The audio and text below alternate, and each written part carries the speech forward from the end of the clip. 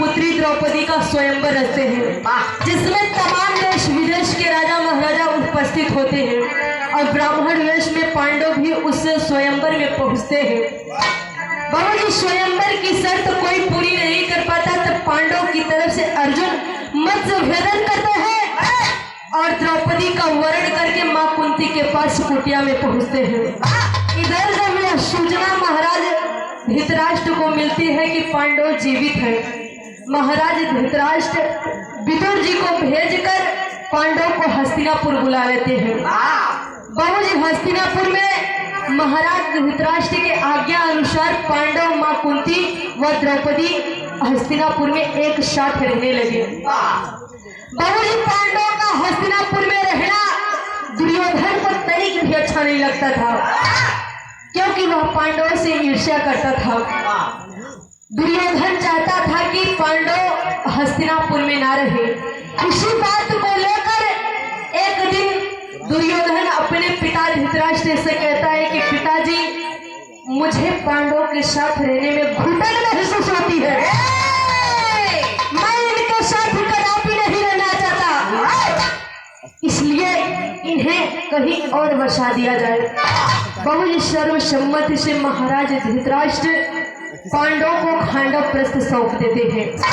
उसके बाद होता क्या है, अंतरे में कहना है।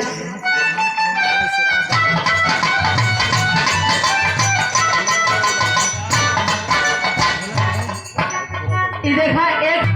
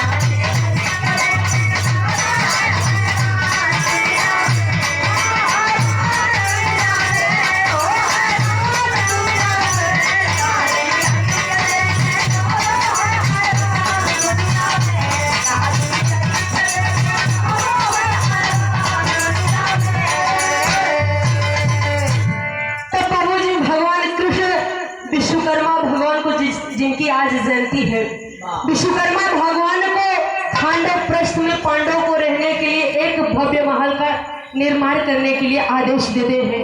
भगवान कृष्ण के आदेशानुसार विश्वकर्मा जी अपनी अद्भुत कारीगरी का नमूना पेश करते हुए एक भव्य महल तैयार करते हैं।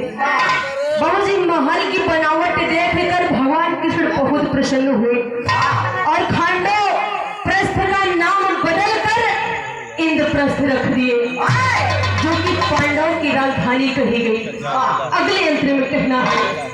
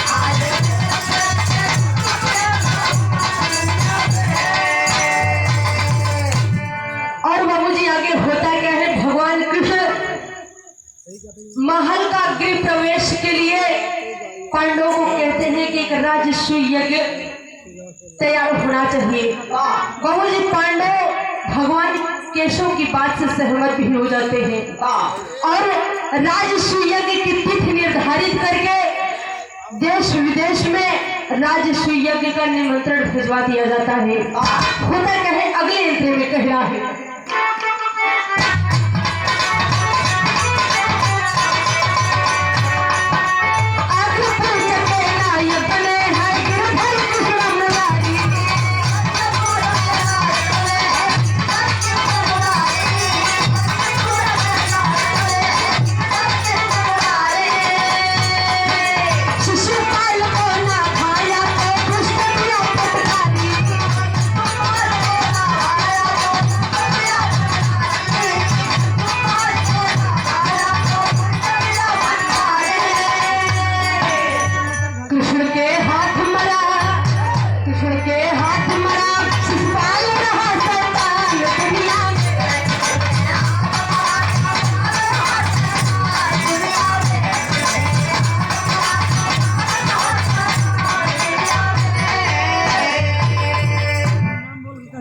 सजवाया जाता है और तमाम राजा महाराजा विद्यमान है।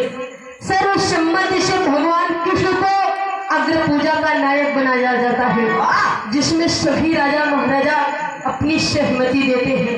लेकिन चैतराज शिशुपाल इसका विरोध कर देते हैं और भगवान कृष्ण को अनाप शनाप कहकर उनको गालियां देने लगता है। शिशुपाल को भीम रोकना चाहते हैं लेकिन भगवान कृष्ण मना कर देते हैं, क्योंकि भगवान कृष्ण शिशुपाल की माता जी को शिशुपाल की 100 गलतियां माफ करने का वचन दे चुके थे। इस तरह शिशुपाल भगवान कृष्ण को लगातार गालियां देता चला गया। जब शिशुपाल की 101 गलती पूरी हो गई तब भगवान कृष्ण भगवान विश्वकर्मा के द्वारा बनाए गए सुदर्शन चक्र से शिशुपाल की गर्दन काट देते हैं और उसका अंत हो जाता है। आखिर भाव में कहना है,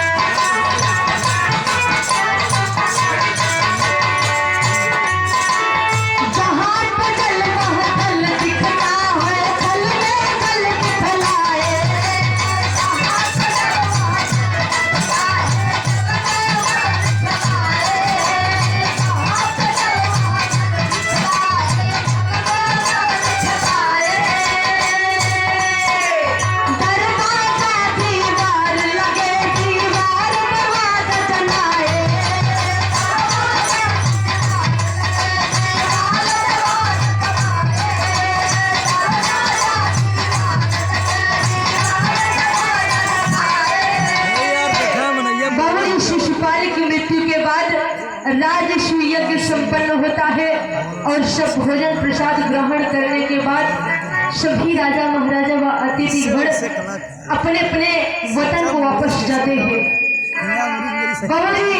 लेकिन दुर्योधन दुशासन व मामा शकुनी रुक जाते हैं। अगले दिन महल का अवलोकन करने के लिए महल में टहलने लगते हैं। भगवान विश्वकर्मा जी अपनी अद्भुत कारीगरी इतने सुंदर से पेश किए थे कि जहाँ पर दीवार होती थी वहाँ दरवाजा दिखाई देता था, जहाँ पर दरवाजा होता है वहाँ दीवार दिखाई देती है। इसी तरह जहाँ पर जल होता है वहाँ थल दिखाई देता है, जहाँ पर थल होता है वहाँ जल दिखाई देता है। इसी महल का अवलोकन करने के लिए मामा शकुनी और दुर्योधन आगे बढ़ते जा रहे हैं। सामने दीवार को दरवाजा समझकर टकराकर गिर जाते हैं और उठकर दूसरी तरफ जाने लगते हैं। थोड़ी दूर जाने पर जल को थल समझकर उसमें प्रवेश कर जाते हैं। प्रवेश करते ही बाबूजी पानी में छपाक से गिर जाते हैं और यह सब दृश्य महारानी द्रौपदी छत से देख रही थी। वह खिलखिलाकर हंस पड़ी और बोली कि अंधों के पुत्र अंधे ही होते हुए।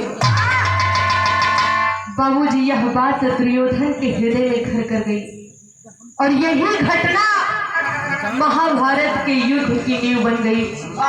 जो पूरा महाभारत चला, कहना है लिख कर चले गए